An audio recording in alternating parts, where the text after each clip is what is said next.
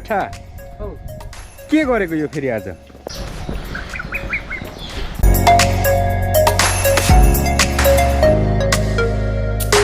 आज पनि हामी इभिनिङ वक गर्नको लागि निस्किसकेका छौँ।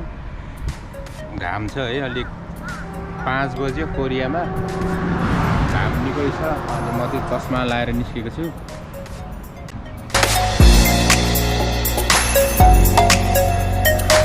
इभिनिङ वक सुरु हुनु आँटिसक्यो अब हाम्रो। यहाँबाट हामी रनिङ गर्छौँ, रनिङ गर्दै गर्दै भिडियोहरू बिचबिचमा खिच्दै हामी जान्छौँ। 2 जना, म यहाँ अनि उहाँ 1 जना।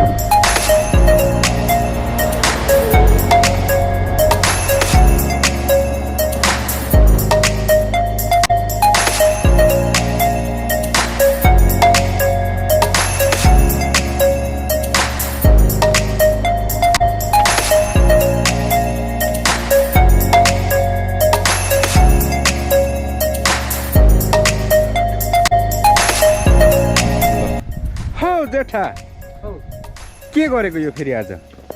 यो दाइ ऐसेलु भन्छ क्या। ऐसेलु यो ऐसेलु भनेको यही हो। साह्रै स्वादिष्ट हुन्छ। ल पहिला पहिला म पहाड खोटाङ जाँदाखेरि क्या त्यहाँनिर खाएको होइन, साह्रै मिठो लाग्यो। यो त्यहाँ खोटाङमा एउटा ऐसेलु फर्क भन्ने ठाउँै पनि रहेछ क्या, त्यहाँ साह्रै। अनि यो त रातो छ, नेपालको त पहेँलो हुन्थ्यो। यो अब रङ चाहिँ पुनः पाएको भएर होला, हेरौँ न। देश अनुसार हावापानीले पनि होला है। खाउँ म पनि खानु।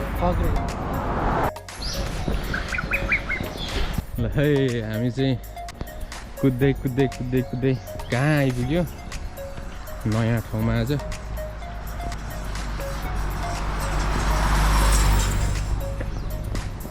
रुटिनै नयाँ ठाउँ जाने हुन्छ हाम्रो। यहाँ चाहिँ हामी एउटा पार्कमा आइपुग्यो।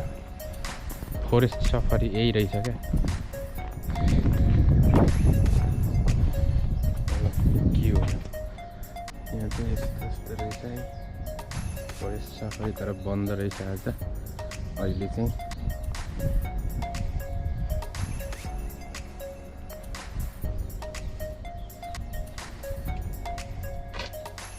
त्यता खाएको पनि रहेछ एउटा सानो डाइनोसरलाई मुखमा चेपिरहेको छ। के छ बगिरा? के छ बगिरा? ओहो, यो त के हो? शेर खान, यहाँ आओ शेर खान। ल हामी चाहिँ यो फरेस्ट सफारी भनेर छ है, यो एउटा पार्क रहेछ। पार्कमा आइपुग्यो हामी चाहिँ। घाम डुब्दैछ है। यहाँभित्र चाहिँ यस्तोहरूको स्ट्याचुहरू छ क्या अरे सायद। अनि यहाँ चाहिँ यस्तो छ है, फरेस्ट सफारी।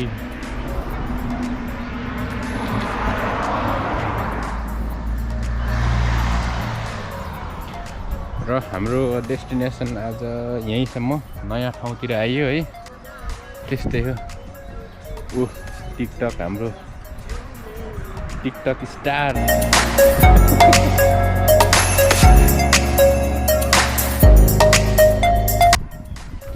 ल यो चाहिँ फापरबारी है, फापरबारी।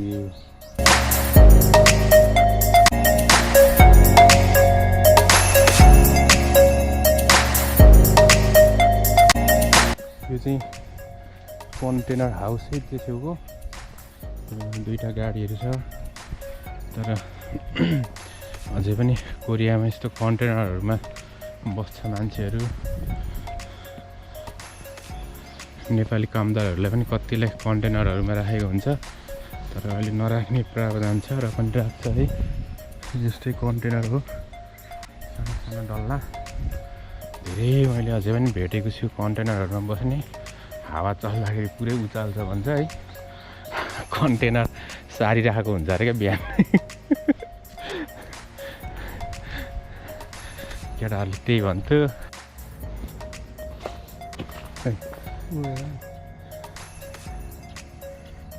भ्यागुता पालन यो यहाँ सिँचाइ गर्नुको लागि यो पानी राखेको हो क्या बारी।